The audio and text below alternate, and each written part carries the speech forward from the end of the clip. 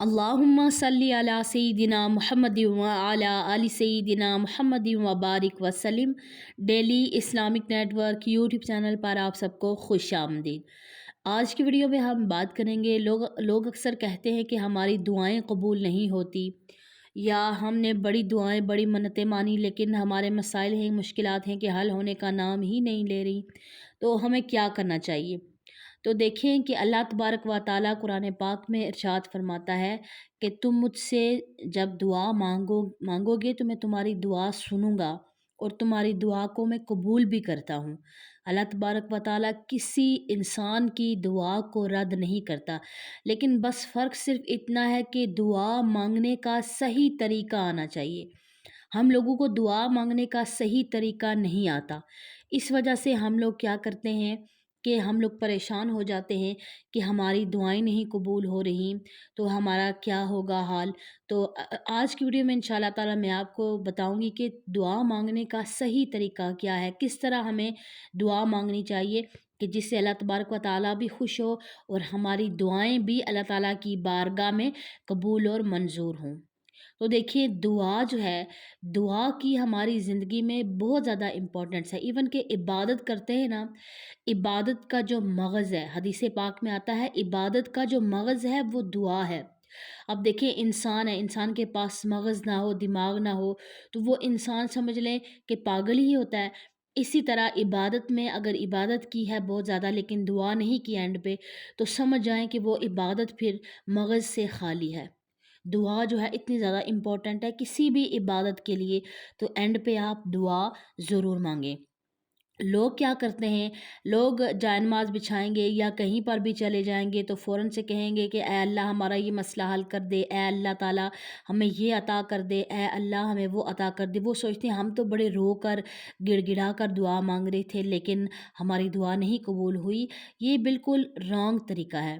میں آپ کو بتاتی ہوں، حدیث پاک میں آتا ہے کہ دعا جو ہے یہ مومن کا ہتھیار ہے۔ مومن کا ہتھیار دعا ہے، اسے کسی اور ہتھیار کی ضرورت نہیں پڑتی۔ مومن کا جو ہتھیار ہے وہ دعا ہے، دین کا ستون ہے، اور دعا جو ہے یہ زمین اور آسمان کا نور ہے۔ اور ایک شخص کا واقعہ میں آپ کے ساتھ شیئر کرتی ہوں۔ نبی پاک صلی اللہ علیہ وآلہ وسلم کے دور میں مسجد نبوی میں ایک شخص آیا، اس نے نماز پڑھی اور اپنے ہاتھ اٹھا کر دعا مانگنے لگ گیا کہ اے اللہ مجھے یہ بھی عطا کر، اے اللہ مجھے وہ بھی عطا کر، اور وہ یہ پڑھ کر چلا گیا۔ دوسرا شخص آیا اور اس نے آ کر سب سے پہلے اللہ تبارک و تعالیٰ کی حمد و ثنا بیان کی، تسبیح بیان کی اللہ تبارک و تعالیٰ کی۔ اس کے بعد نبی کریم صلی اللہ علیہ وآلہ وسلم پر درود بھیجا۔ درود بھیجنے کے بعد اس نے تمام مومنین مومنات مسلمین مسلمات کی مغفرت کی دعا مانگی۔ اس کے بعد پھر اللہ تبارک و تعالیٰ سے اس نے دعا مانگی اپنے لیے، اپنے اہل خانہ کے لیے، اپنی بخشش کے لیے، اور پھر اس کے بعد اس نے اپنی دنیاوی نعمتوں میں اضافے کے لیے بھی دعا مانگی۔ تو نبی پاک صلی اللہ علیہ وآلہ وسلم نے ارشاد فرمایا کہ جو پہلا شخص گیا اس کی دعا قبول نہیں ہوئی کیونکہ اس نے دعا صحیح طریقے سے نہیں مانگی، لیکن جو دوسرا شخص تھا اس کی دعا اللہ نے قبول کی کیونکہ اس نے دعا کا جو صحیح طریقہ تھا وہ اپنایا۔ تو دعا کا صحیح طریقہ کیا ہے کہ سب سے پہلے اللہ تبارک و تعالیٰ کی حمد و ثنا بیان کی جائے۔ حمد و ثنا کیسے؟ سورہ فاتحہ پڑھ لیں، بہت بہترین ہے اللہ کی حمد بیان کرنے کے لیے۔ تیسرا کلمہ پڑھ لیں، سورہ اخلاص، آیت الکرسی، کوئی بھی ایک چیز ان میں سے تلاوت کر لیں سب سے پہلے اللہ تعالیٰ کی حمد و ثنا بیان کرنے کے لیے۔ اس کے بعد نبی کریم صلی اللہ علیہ وآلہ وسلم پر درود پاک بھیجے، اور درود پاک سب سے جو بہترین درود پاک ہے وہ ہے درود ابراہیمی۔ کتنی دفعہ پڑھیں؟ کم سے کم ایک دفعہ پڑھ لیں، زیادہ سے زیادہ جتنا آپ کے پاس ٹائم ہے، جتنا آپ کی مرضی ہے آپ اتنا پڑھ سکتی ہیں۔ اس کے بعد پھر کیا کریں کہ تمام مومنین مومنات کے لیے بخشش کے لیے جو دنیا سے جا چکے ہیں ان کے لیے دعا مانگیں۔ اس کے بعد اپنے والدین کے لیے دعا مانگیں۔ بزرگان دین فرماتے ہیں کہ جو انسان اپنے والدین کے لیے دعا کرتا ہے، چاہے اس کے والدین حیات ہوں چاہے اس کے والدین حیات نہ ہوں، اس انسان کو کبھی رزق کی تنگی نہیں ہوگی۔ تو والدین کے لیے ہمیشہ ہمیشہ ضرور دعا مانگیں، اور خاص طور پر ان کا نام لے کر ان کے لیے دعا مانگیں۔ تو اس انشاءاللہ تعالیٰ اس انسان کے رزق میں کبھی بھی بے برکتی نہیں آتی جو والدین کے لیے دعا کرتا ہے۔ اپنے بہن بھائیوں کے لیے دعا مانگیں، ان کے بچوں کے لیے دعا مانگیں۔ اس کے بعد پھر آپ اپنے لیے، اپنے اہل خانہ کے لیے، اپنے شوہر کے لیے، خصوصاً اپنے شوہر کے لیے دعا مانگیں۔ ایک بیوی جب دعا مانگتی ہے تو اپنے شوہر کے لیے، تو اس کے حق میں وہ دعا قبول کی جاتی ہے۔ اللہ تبارک و تعالیٰ خوش ہوتا ہے جب کوئی عورت اپنے شوہر کے لیے دعا کرتی ہے خاص طور پر، اور آپ کو ضرور دعا کیا کریں۔ اور نبی کریم صلی اللہ علیہ وآلہ وسلم نے فرمایا کہ میری امت کی جو بیٹیاں ہیں نا، میری امت کی جو بیٹیاں ہیں سب سے زیادہ وہ جنت میں جائیں گی جو اپنے شوہروں سے ٹوٹ کر محبت کرتی ہوں گی، انتہا کی محبت کرتی ہوں گی، وہ میری امت کی بیٹیاں جنت میں جائیں گی۔ سبحان اللہ! تو یہ نبی پاک نے پہلے ہی یہ بتا دیا۔ سبحان اللہ! دعا جو ہے یہ مومن کا ہتھیار ہے۔ جب بھی کوئی مشکل پیش آتی ہے تو مومن انسان کیا کرتا ہے؟ بجائے اس کے کہ واویلا کرے، دنیا کے سامنے پریشان ہو یا مسئلہ دنیا کے سامنے اپنا بیان کرے، اللہ تبارک و تعالیٰ کے سامنے حاضر ہو کر اللہ تعالیٰ کے سامنے دعا گو ہوتا ہے۔ اور سب سے بیسٹ ٹائم دعا مانگنے کا یہ کون سا ہے؟ اچھا، ایک شخص آیا نبی پاک صلی اللہ علیہ وآلہ وسلم کے دور میں مسجد نبوی میں بیٹھا ہوا تھا۔ اس نے دعا کی اللہ تبارک و تعالیٰ سے، اور وہ کہنے لگا کہ اے اللہ مجھے معاف کر دے، کیونکہ تیرے علاوہ کوئی بھی نہیں ہے جو معاف کرنے والا یا بخشنے والا ہو۔ تو اللہ تبارک و تعالیٰ نے اس انسان کو بخش دیا۔ اور اللہ تعالیٰ ایسے لوگوں کو دیکھ کر مسکراتا ہے جب انسان عاجزی اور بے کسی اور بے بس ہو کر اللہ کے سامنے آ جاتا ہے اور کہتا ہے کہ اے اللہ اب تو ہی ہے، تیرے علاوہ کوئی نہیں ہے مجھے بخشنے والا۔ تو سب سے بیسٹ جو ٹائم ہے وہ ہے تہجد کا ٹائم۔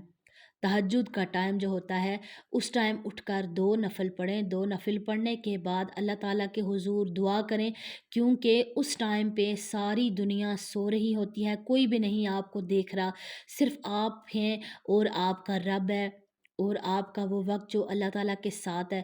تو اللہ تبارک و تعالیٰ بڑا خوش ہوتا ہے۔ جو تہجد کا ٹائم ہوتا ہے نا، اس ٹائم اللہ تبارک و تعالیٰ انسان کی طرف دیکھ کر مسکراتا ہے۔ اللہ تعالیٰ مسکرا رہا ہوتا ہے اس انسان کی طرف دیکھ کر کہ دیکھو یہ انسان، اسے پتہ ہے کہ دنیا میں اب سارے لوگ سو گئے، نہ میرے لیے اس میں ریاکاری کا مسئلہ ہے، نہ مجھے کوئی دیکھ رہا ہے، نہ مجھے کوئی سن رہا ہے، کسی کو نہیں پتہ۔ لیکن وہ انسان اللہ کے سامنے جب جاتا ہے تو اللہ تبارک و تعالیٰ دیکھ کر ایسے انسان کو مسکراتا ہے، اور اللہ تبارک و تعالیٰ پھر خاص طور پر جو تہجد کا ٹائم ہوتا ہے، جو اللہ تعالیٰ دنیا میں اعلان فرماتا ہے کوئی ہے مجھ سے بخشش مانگنے والا، میں اس کی بخشش کروں، تو اس ٹائم بخشش مانگے اللہ معاف کر دے گا۔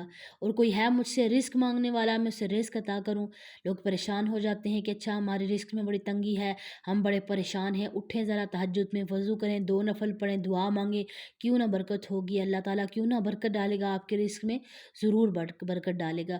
اور پھر اگر اللہ تعالیٰ فرماتا ہے کوئی ہے بیمار، میں اسے شفا عطا کروں، بیمار ہو جاتے ہیں، بڑی پریشانی ہوتی ہے، اٹھیں تہجد کے ٹائم اور اٹھ کر تو پھر اللہ تبارک و تعالیٰ سے شفا مانگیں، تو کیوں نہ اللہ تبارک و تعالیٰ شفا عطا کرے گا، اللہ ضرور شفا عطا کرے گا، اللہ تبارک و تعالیٰ ضرور ایسے لوگوں کی مدد فرمائے گا۔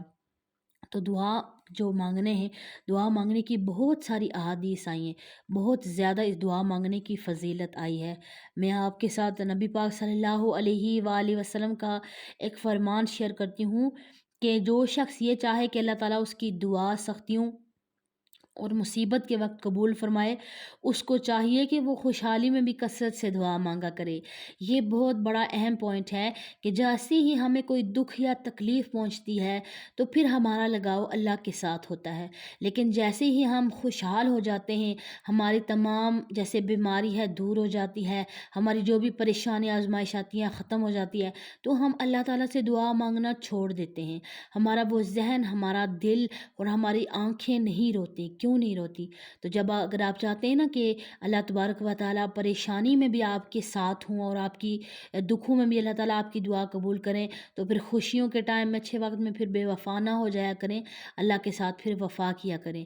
خوشی جیسے ملے فوراً سجدے میں سر رکھیں، اللہ کا شکر ادا کریں، और जैसे दुख में दुआ मांगी थी ना, तो अब खुशी में नहीं रोना आता, तो रोने वाला मुंह बनाकर अल्लाह ताला के सामने हाजिर हों कि "ऐ अल्लाह, तूने इतनी नेमतें मुझे अता की हैं, मुझे उम्मीद नहीं थी कि मेरे साथ ऐसा मामला होगा, लेकिन आपने मेरे साथ ऐसा मामला किया है, मैं आपका जितना शुक्र अदा करूं उतना कम है।"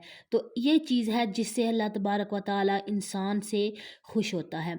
और एक और हदीस पाक में आता है कि जब भी किसी मुसीबत, बला या खौफनाक आपको किसी किस्म का भी अंदेशा हो या मुसीबत में गिरफ़्तार हूँ, तो ऐसे दुआ माँगें कि मुझे अल्लाह ही काफ़ी है, अल्लाह ताला बेहतरीन कारसाज़ है और मैंने अल्लाह पर भरोसा किया। जब इंसान हर तरफ से नाउम्मीद हो जाता है, इंसान बेबस हो जाता है, तो उस टाइम अल्लाह ताला की मदद इंसान के साथ ख़ास होती है। अच्छा, दुआ माँगते हुए ऐसा नहीं है कि आप दुआ माँग रहे हैं और आपकी जो कंसंट्रेशन है वो इधर-उधर भटक रही है, आपको नहीं पता आप बोल क्या रहे हैं और आपका दिमाग, आपका दिल नहीं, बल्कि पूरी तवज्जो के साथ पूरी आपने अपना फ़ोकस पूरा दुआ की तरफ रखना है।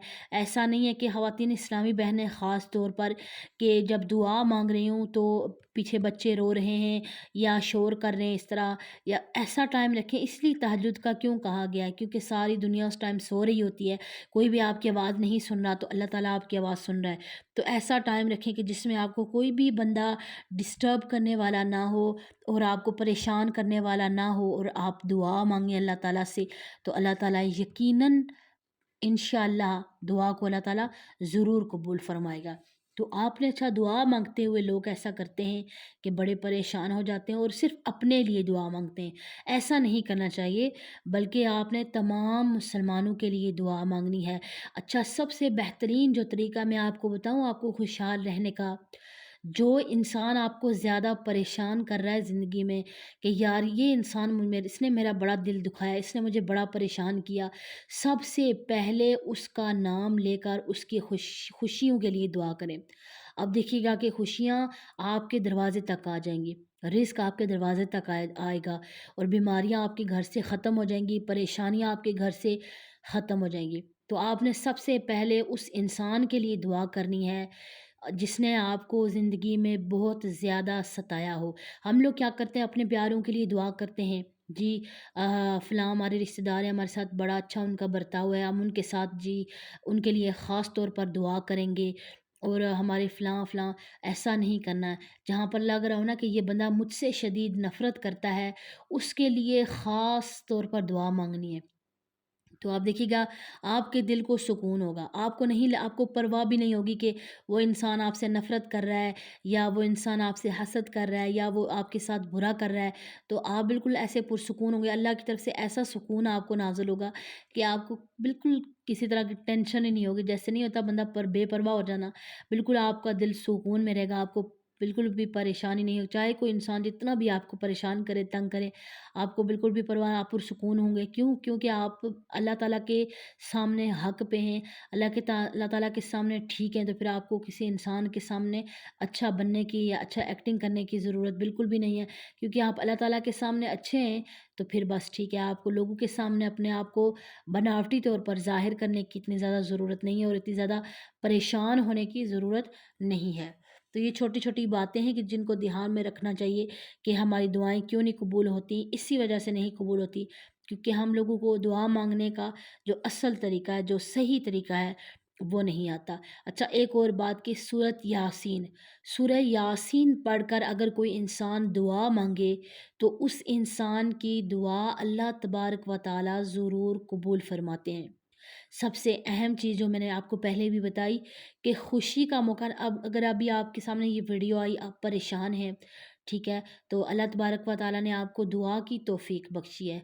दुआ मांगें, लेकिन जैसे ही अच्छा वक्त आपका आए, आप खुश हों, तो आप अल्लाह को कभी भी ना भूलें, अल्लाह के साथ कभी भी बेवफाई ना करें, वरना फिर जब दुख होगा, जब परेशान होंगे, तो फिर किसको पुकारेंगे। खुशियों में भी आप अपने रब के साथ खड़े हों और गम में भी अपने साथ पाएँ, और गम में भी अपने रब को याद रखें और खुशी में भी अपने रब को याद रखें। मुझे उम्मीद है कि आज की वीडियो आपको पसंद आई होगी। वीडियो अच्छी लगे लाइक और शेयर करना मत भूलिएगा। अस्सलामु अलैकुम व रहमतुल्लाहि व बरकातुहू।